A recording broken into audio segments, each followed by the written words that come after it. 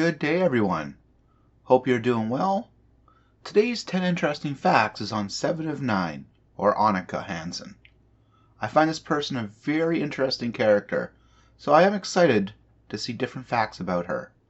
So, let's get into it. Number 1.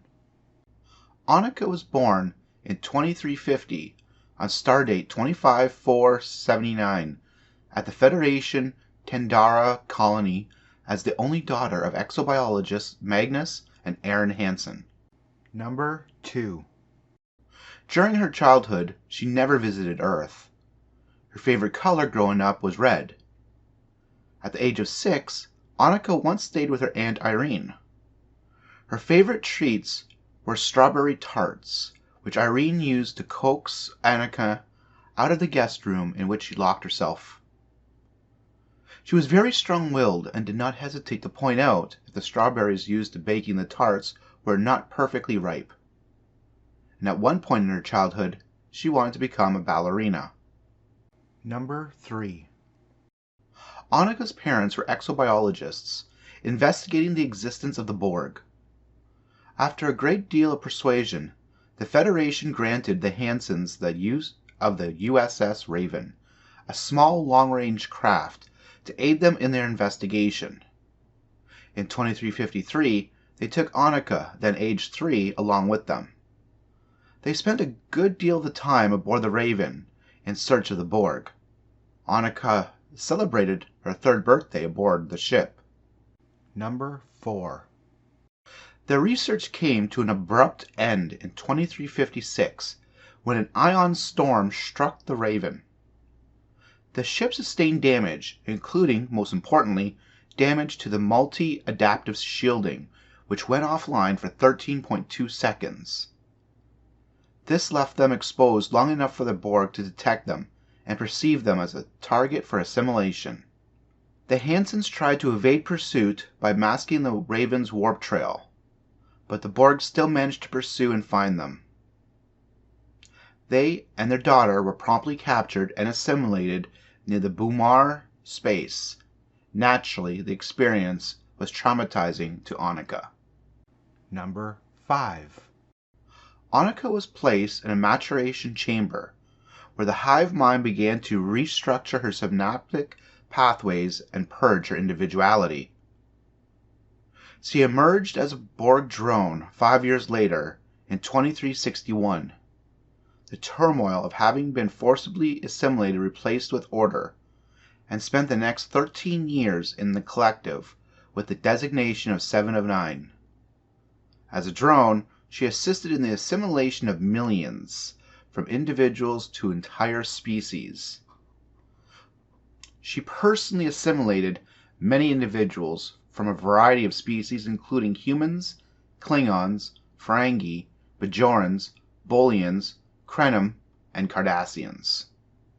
Number 6.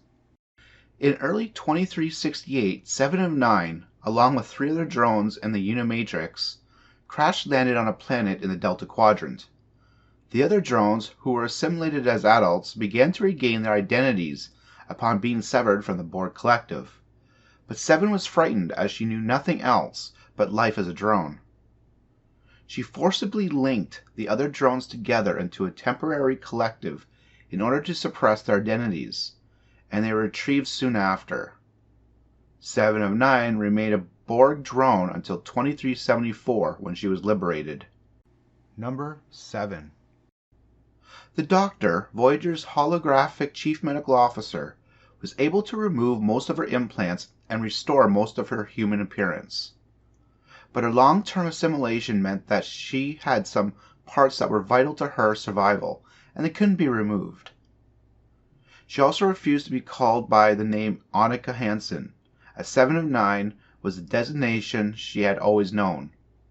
But she accepted a shortened version, 7, at the suggestion of Captain Janeway. Number 8.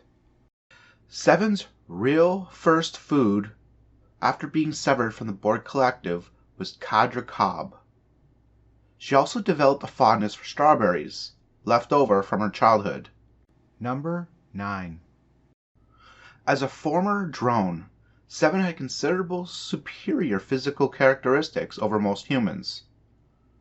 Her visual acuity was vastly superior due to her ocular implant, along with eidetic memory and superior physical strength for a healthy human woman her age.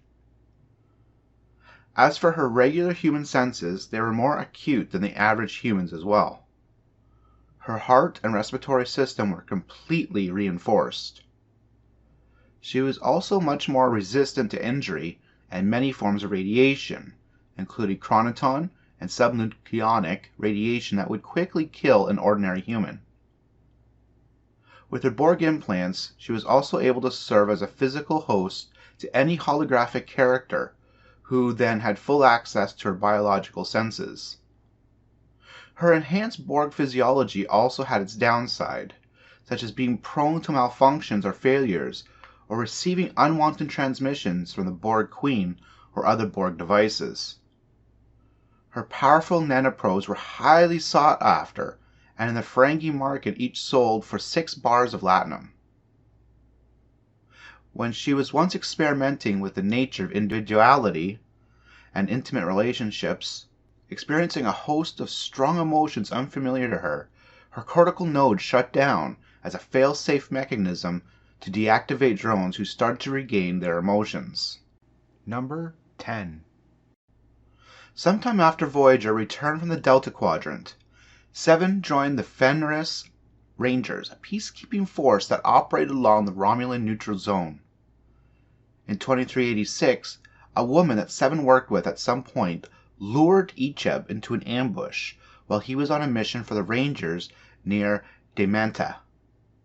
She arranged for him to be taken to the Seven Domes facility on Vergessen, where his implants were brutally removed from him without any anesthetic or even the small mercy of death. In anguish, Seven, who considered Icheb as a son since their time on Voyager, arrived to rescue him. But she was too late. In unbearable pain, he asked Seven to end his life. Cradling him in her arms, she tearfully bid him farewell before she complied by fatally shooting him with her phaser. I hope you enjoyed this video of Seven. She definitely was a good addition to the Voyager crew and made the show more interesting. What's your favorite Seven moment? Let me know in the comment section. Take care and have a great day.